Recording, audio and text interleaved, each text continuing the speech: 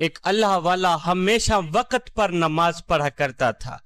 ایک دن صبح کی نماز قضا ہو گئی، اتنے میں ایک سفید داڑھی والا بزرگ آیا۔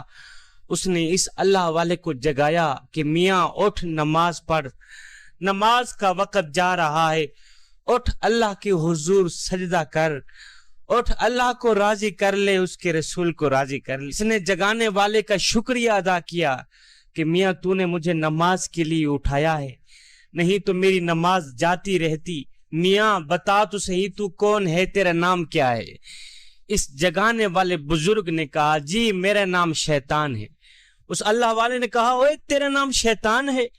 میں نے سنا ہے شیطان انسان کا کھلا دشمن ہے، تو میرا بھی دشمن ہے، میری نماز کا بھی دشمن، تو میرے قیام کا بھی دشمن، تو میرے رکوع سجود کا بھی دشمن، بجائے روکنے کے تو نے مجھے نماز کے لیے کیوں جگایا؟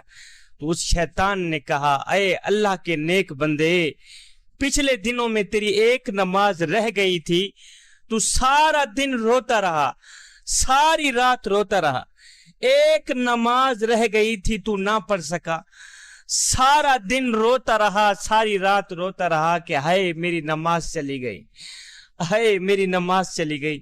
تو تیرا یہ رونا اللہ کو اتنا پسند آیا، اتنا پسند آیا کہ اللہ نے تیرے سارے گاؤں والوں کی بخشش فرما دی۔ تیرا رونا اللہ کو اتنا پسند آیا، اتنا پسند آیا، تیری عاجزی، تیری انکساری اللہ کو اتنی پسند آئی، تیری نماز سے محبت، تیرے نماز سے عشق اللہ کو اتنا پسند آیا کہ اللہ تعالیٰ نے تیرے رونے کے صدقے، تیرے آنسوؤں کے صدقے تیرے سارے گاؤں والوں کی بخشش فرما دی۔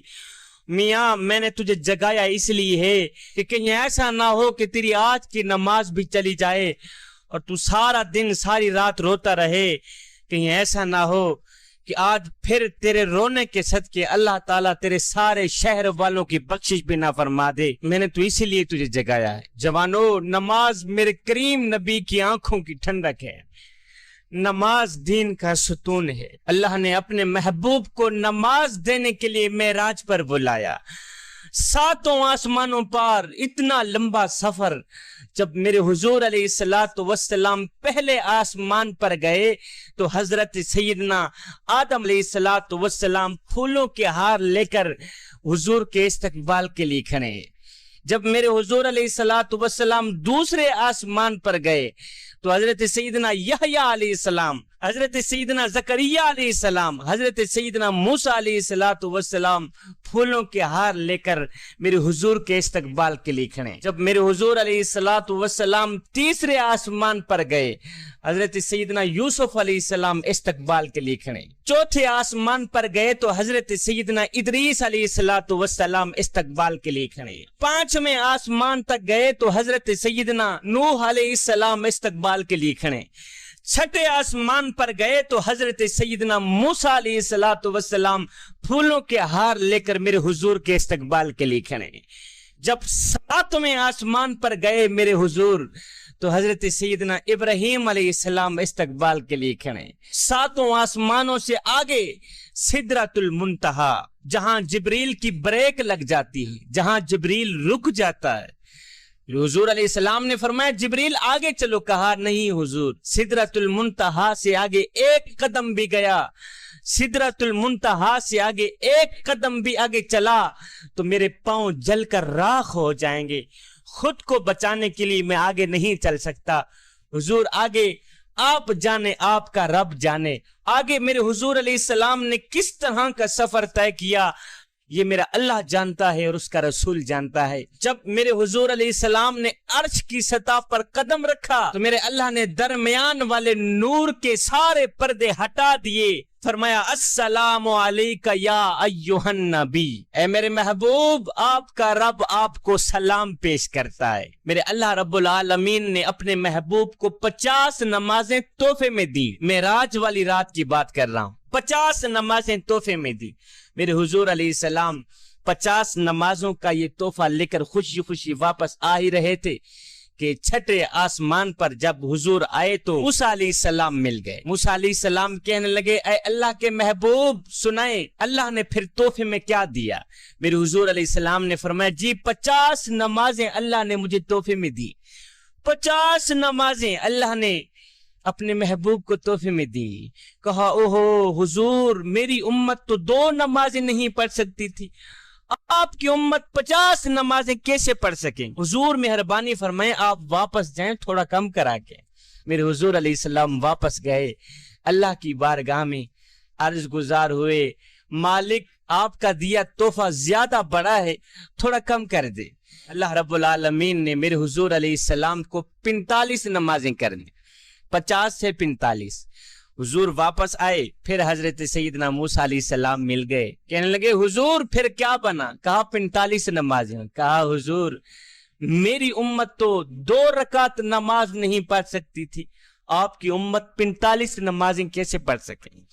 میرے حضور علیہ السلام پھر گئے، پھر آئے، پھر گئے، پھر آئے، یہاں تک کہ 5 نمازیں باقی رہ گئی. 5 نمازیں لے کر میرے حضور واپس کی طرف آ ہی رہے تھے کہ پھر سیدنا موسیٰ علیہ السلام مل گئے. عرض گزار ہوئے حضور سنائیں کیا بنا؟ کہا 5 نمازیں باقی رہ گئی. کہنے لگے حضور آپ ایک بار پھر اللہ کی بارگاہ میں جائیں، ان 5 نمازوں سے بھی تھوڑا کم کرا کے. یہ سن کر میرے حضور علیہ السلام نے فرمایا موسیٰ 50 نمازوں سے میرے مالک نے 5 نمازیں کر دیں. اے موسیٰ اب ان 5 نمازوں سے میں کم نہیں کراؤں گا، اس لیے کہ اب مجھے اللہ کی بارگاہ میں جاتے ہوئے حیا آتی ہے کہ میں مالک کو کیا کہوں، مالک میری امت 5 ٹائم بھی تجھے سجدہ نہیں کر سکے گی. نہ موسیٰ نہ، اب میں اللہ کے پاس نہیں جاتا. اب میری جو امت ہے، میرے جو محبوب بندے ہیں، میرے جو فرما بردار ہیں، وہ 5 نمازیں پڑھیں گے ہی پڑھیں گے. میں تو اس سوچ میں پڑ گیا کہ 5 نمازیں ہیں، مسجد میں بندہ نظر نہیں آتا. اگر 50 نمازیں ہوتی تو کیا امام صاحب نظر آتے؟ ہرگز نہ آتے.